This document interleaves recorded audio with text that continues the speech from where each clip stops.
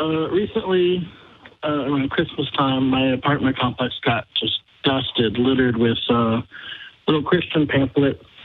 That's fine, but like, I'm an elementary teacher, and it was very like graphic. It was just a drawing. It was like a very bloody Jesus on the front cover, and it just irked me. Yep.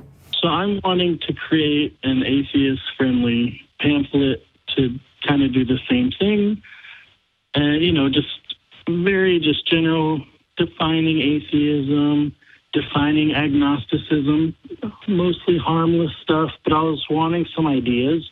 I wouldn't discourage you, but I wouldn't discourage you, but you don't have to do that work, because if you go to the Freedom from Religion Foundation website, you can order pamphlets all about atheism and secularism and humanism and everything. And the Council for Secular Humanism has some as well. And so and if you wanted to make your own, again, internet atheism is on the rise. And they're way more creative than I am. Yeah. And there's some funny ones. Well, yeah, I was trying to go for not serious, like maybe jovial or very just harmless but fun. Just, I want to do this. It would make me feel good if I can be selfish. What are like 2 or 3 just major tenets that you would include?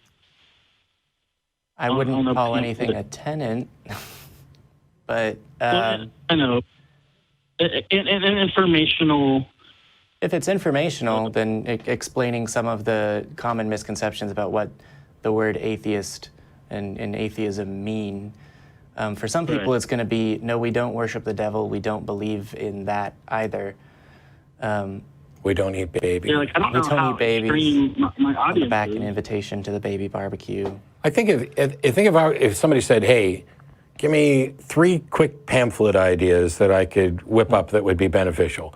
One would be the common misconceptions about atheism, agnosticism, secularism, etc., which you can, hey, we don't believe in God, or secularists, irrespective of whether there is a God, are going to be living their life as if there isn't one until there's evidence for it.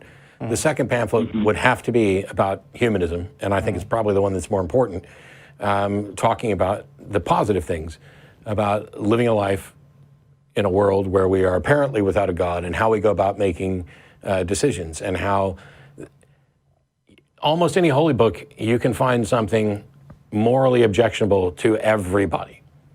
I don't know that you can do that with humanism, with humanist guideline. You can certainly find people who object because of their religion, but not people who object because of, secular grounds of saying, hey, we're encouraging freedom, we're encouraging liberty, we are encouraging, responsible action, science-based health education, we are, discouraging the beating of children. We would like to have a world that ends poverty and oppression and slavery and human trafficking and all of these things, because we see this as a better world.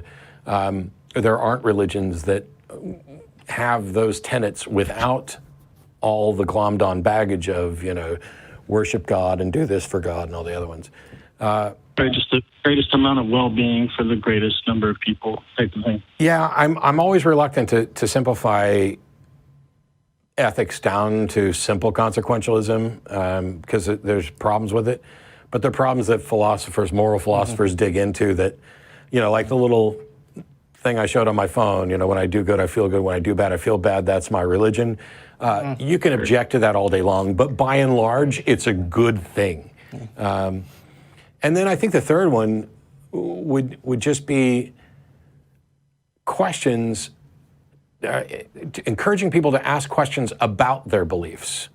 Not just the "what if you're wrong" Pascal's wager type, but do you know how your religion came about? Do you know whether or not it's true? Do you take is Genesis myth, that type of thing? Oh yeah, there was the book that I meant to recommend to our first caller, which is Lost Christianities. I found relatively interesting. That is my favorite of Bart Ehrman's books, actually. Talking about the varieties of Christian belief and writings that existed in the 1st, 2nd, 3rd century that basically were voted to not be the right one. Yeah. Well, that and at which point were there Christians saying that there are 30 gods, or 2, or 365, which are not numbers I just made up, actually. But or just like questions where just to get them thinking where there's not a quick, easy answer. There's also a YouTube channel by Anthony Magnabosco, which is Street Epistemology, and his method is based on a book by Peter Boghossian called A Manual for Creating Atheists, which is helpfully and provocatively titled, but It's not actually accurately titled, but have you guys had Anthony on the show yet? Yeah, he's been on. We'd like to, Anthony, if you're watching, come on back. Okay. And I guess the last thing I want to say is, Matt, I'll be attending the Phoenix speech. Oh, great. Yeah, that's February 28th, 27th. Okay, yeah. Well, I'll be there, and I'm excited. And I don't know what the date is, but yeah, that's me and Sam Harris and Lawrence Krauss. And it'll be the third event that the three of us have done as a package. So by Phoenix, it will either be dead boring or we'll have all the stuff worked out and we'll have fun. Yeah. Okay, well, hopefully it's the latter. Yeah, we'll do a good job for you. All right, cool. Well, I mean, appreciate it, guys. Yeah, again, reach out on Facebook. Throw your ideas out there. Community. Okay. Yeah, I know all this exists, but I'm really motivated by do stuff. what happened. If you're motivated, do stuff. And I, when I just talked about FFRS pamphlets and stuff, that was just, in case you're wasting time. You might come up with better pamphlets. You might be a much better art director than what you're going to get in a little foldy typed up thing. Yeah. And yours could be the ones that FFRF buys to replace theirs and spreads them to everybody. So by all means, one of the things that I get asked a lot if I'm out and about is, how do I do what you do? How do I host a TV show? How do I do these debates? And I can't possibly tell you, but what I can tell you, and I've told many people, is that there are a number of ways to be involved. There are roles that need to be filled. You don't see the guys behind the wall over here, and yet they are essential to doing this, not just to the upgrades, but to the show running, to the promotion of it. Your local secular organizations have some need that they might not even know that they need. Somebody needs to show up and set up chairs for an event. Somebody needs to make sure that the restaurant that you guys are going to meet at knows ahead of time. Somebody can put an ad in newspaper. Somebody can handle soliciting donations, ads in newspapers, bringing it in. Artwork that it can be used for promotional stuff. So everybody has some talent that may be useful to promoting atheism, secularism, humanism, and they just may not be aware of it. Not everybody is cut out to do live TV shows or debates. Not everybody should be standing up speaking. There are people who can't speak. They're just overwhelmed with anxiety when they try to speak publicly. And there's people who may not have distilled complex ideas down to the way people can assess them, but they can nitpick. And they may not, like, I'm never going to write a song. Well, that's not true since I have, but let's say that I'm not any good at writing songs. Right. I'm not any good at writing movies. I'm never going to write a movie script, but I am excellent at nitpicking problems in those scripts. And when you have people when you're putting together your pamphlets, find somebody who may have the skills that you lack to go in and say, oh no, you should say it this way. Changing one word might be enough to fundamentally change the impact of that. Yeah. And part of this is, I'm wondering, how many atheists are in my neighborhood, and, Christians canvassing a neighborhood with pamphlets is kind of like almost the default. I'm just kind of tired of that, and I don't want it to be the default. I look at it as desperate. We know that church attendance is on decline. If they're running around handing out pamphlets, sometimes I think the more a product is advertised, the less valuable it actually is. That some things are good enough that they spread by word of mouth, and I don't need their pamphlets or billboards. Well, there's actually an interesting element of economics behind that, but this is It's come up as why is the United States so religious, and I kind of think I buy into the notion that competition. When you have other countries where there's an official state religion, there's less impetus for competition, whereas in the United States, they have to compete, which would make you think that they would develop a better product, and yet, curiously, the product hasn't really changed. They've developed a more appealing product in some ways. Megachurch with rock bands playing secular music and pretending that it's about Jesus. Cool. You know, most of that stuff was written by drugged out secularists. Yeah. Well, that, and they've developed a more, pervasive, almost rapacious thing that targets people that are most vulnerable to, Kids, people in poverty. People who just lost a loved one, that kind of thing. Yeah. Yeah. Sorry to end that on a downer, but...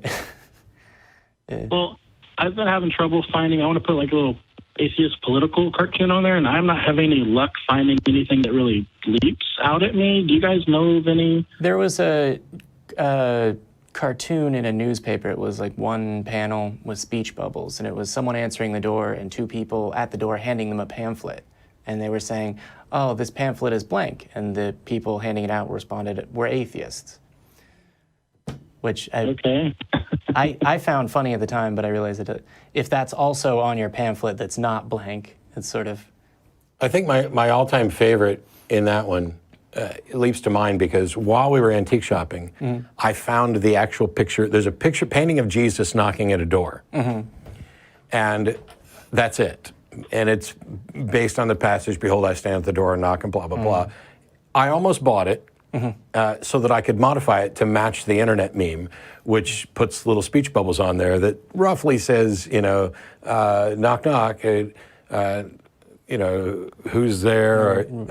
Jesus, please come out. Why? So I can save you. From what?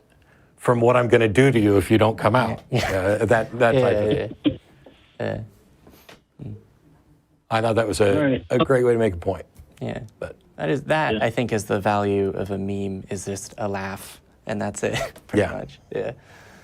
I'm sorry, I know how you feel about memes. It's coming to their... It's very... Sometimes it's frustrating because, people think it makes a... People like different things. Yeah. I don't get to control what everybody likes. If I did... Then they wouldn't like church as much. Well, Dave, I'm happy you called in, and I hope we got to all the points you wanted to raise and all that. If anyone has a perfect idea for Dave, reach out on all of the things that I've listed off several times. They can call in. Yeah. And Dave, you just watch every week, and when somebody calls in for you, we can actually do a conference call thing here, and we can discuss ideas. We'll do that. I love how I'm telling you what to do with your show in the future. Well, no, it's useful. We did that. We tried that once with Hamish, but the call didn't go through. Not Hamish. Oh yeah, I don't know. Eric loves Hamish. Hamish is kicking himself that we didn't announce early enough that I would be here. Yeah. Well, I'm not sure. I would have asked before putting him on. I know. Yeah. Well, anyway, thanks for calling in, Dave, and I hope that you get the most spectacular pamphlet that's ever existed together. No pressure. I'll do my best. Thank you, guys. All right. You have a good one.